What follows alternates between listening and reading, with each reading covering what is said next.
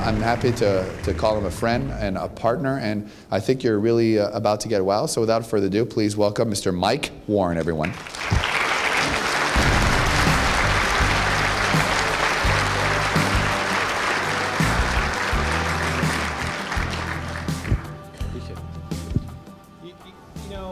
To say something.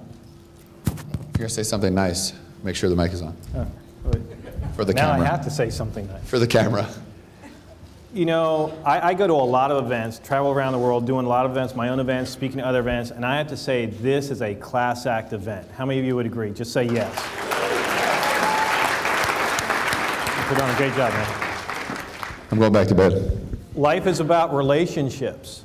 And the relationships that you build and how you leverage on those can bring you to deals that you never thought of before. So I made a lot of great friendships through JT, with JT, and the deals that we're working on are just, it would blow your mind.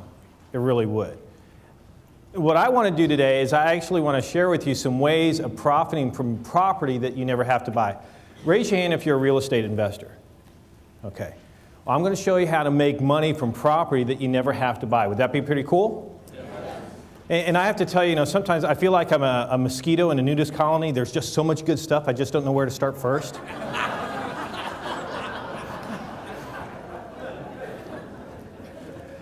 Before I get started, I want to actually tell you a little story.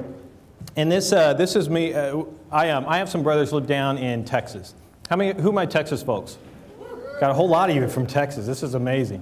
So anyway, I'm down, this is when I was a little kid. I remember I'm down visiting my grandfather down in Texas, and we're sitting out on his front porch, and he's got this big porch. It's the middle of the afternoon in Texas. It's hot, it's humid. We're drinking lemonade, we're listening to the radio, and he's got this old hound dog that he had, and this hound dog's laying on his porch, except this hound dog's going, oh, and it would just howl like that, and then it would stop for a minute, and then a couple minutes later, oh, it's just laying on his side, and he's howling. And he's doing this, and so my grandfather and I, we're talking, and we're out there for several hours, and the dog just, oh, doing the, oh. I mean, if you can imagine this, and we're looking at this dog trying to figure out what is this dog's deal. And finally, dinner time comes around, and it's time for the dog to get up to dinner. So he's been howling all afternoon. Now he finally gets up, he goes in the house, and he has dinner. What we notice is he was laying on a rusty nail. Well, he was complaining all afternoon, right? He's got this nail poking him inside, but the pain wasn't high enough for him to do something different. He was comfortable in his uncomfortable. Raise your hand if you've ever been comfortable in being uncomfortable. So one of the things I want to try to impress upon you is thinking differently about what you do. Just because things may not have worked out for you in the past doesn't mean that's who you will be in the future and that it won't work out for you in the future. I believe each and every one of you has the potential and can get to where you want to be and where you deserve to be. How many of you, or just by show of hands, who agrees with me that you deserve more in life? How many of you are willing to get off the rusty nail? Okay, well, we'll see. We'll see. A lot of people talk the story. We'll see who's willing to do it.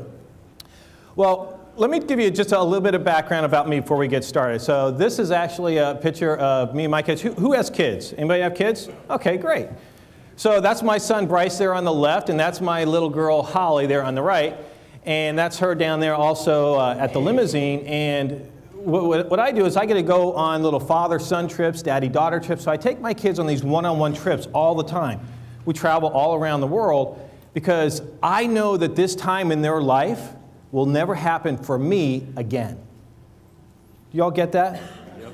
It's not so much that it won't happen for them, because but this moment in their life, where they're at right now, will never happen for me again. So I have to take that opportunity as soon as I can get it and do as much as I can with it. So the one with down there with Holly in the limo, that's actually me taking her to the father-daughter dance. Anybody ever go to the father-daughter dance? Anybody know what it is? Well, the father-daughter dance, for those of you that don't know what it is where I get to take my daughter to an official dance. So I take her out on a date. And she gets her hair done, gets her nails done, gets her toes done, gets a new outfit. We rent a limo. And I take her on a date because I believe that it's my job as her dad to teach her how a man should treat a woman. No one else is going to teach her the right stuff. Thank you. Holly has just an amazing head on her shoulders. She doesn't play the game. She knows the players, you know, the guy players at school. She knows what they're doing. She knows the games. And she's just not really interested. She's focused on other things, just like my son. The guy is a negotiating maniac. I mean, he just won't let up. And I think I created a monster with him. Because negotiation starts when you're really young. I remember with both Bryce and Holly, I started at McDonald's. When they would get something in a Happy Meal that wasn't right, and they didn't like it, and they'd, Daddy, I didn't get my toy, or this isn't the right burger, can you go get me another one? I said, no, I won't do it for you, but I'll do it with you. And we would go up, and they would replace the burger, and they would get the toy they'd want, and I said, okay, now what else do you want to ask? And they said, can I have another toy? And the manager looks at this, you know, 3 or 4-year-old kid and goes, okay, and gives him one. I mean, what do you say when a little kid says, can I have another one because you messed up my previous meal? Right? And so it starts teaching them ideas of what you can do differently. I know for a fact that whenever I go out and I try to get something, I ask for information or whatever negotiation I want, I know the worst thing that somebody can say is what? No. But I know if I don't ever ask the question, what do I know the answer will be? No. It'll be no. So, you know, I'm in the business. I like to, one of the ways, and I mentioned this the other day, one of the ways that I like to make money is I like to make money with paper. I do buy property, but you know what? I make so much more money by buying the paper or gaining control of paper that's attached to property. How many of you like the idea of working with paper as opposed to tenants, toilets, and headaches? Okay. Paper is amazing. And what it's allowed me to do is also allow you to have little toys like that one. You can go drive around and have, you know, you can travel the world, you can get the toys that you want, do the things that you want to do with the people you want to do in the time frame and the time that you want to do it in. Is that not what we're all working for, is essentially more time? We're not working for more money. The money gives us essentially the time to do what we want to do. So we're all working for time. And what I want to emphasize as I talk about paper here, I want you all to know something very, very important. How many of you participated, by the way, in the speed coaching when I was talking about outsourcing? Anybody? Okay. This is very important. Everything I'm about to share with you can be outsourced at $2 an hour. You do not have to do anything I'm about to share with you. Does that make this even more powerful? And let me kind of give you an idea. I'm going to tell you exactly what we're going to do. And I'm going to walk you through it. I'm looking for residential and commercial property out there anywhere in America that's currently for sale or under contract. Anybody know any properties out there in America that are for sale or under contract? Any property. Now, the next thing I look for is I look to see if there might be any judgments attached to those properties. Not mortgages, judgments. I'll talk about that in a second. I look to see if there's a judgment. I option the right to buy that judgment at a discount, and then when the property goes to closing, anywhere in America, when the property goes to closing, what do they have to do with that judgment in order to give clear title to the new buyer? They got to pay it off. Well, I own the rights to buy that judgment at a discounted amount, and when it pays off, I exercise my right to buy the judgment.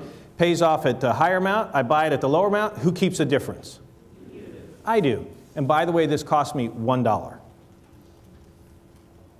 So there is a little bit of money at stake here. How many of you like this idea?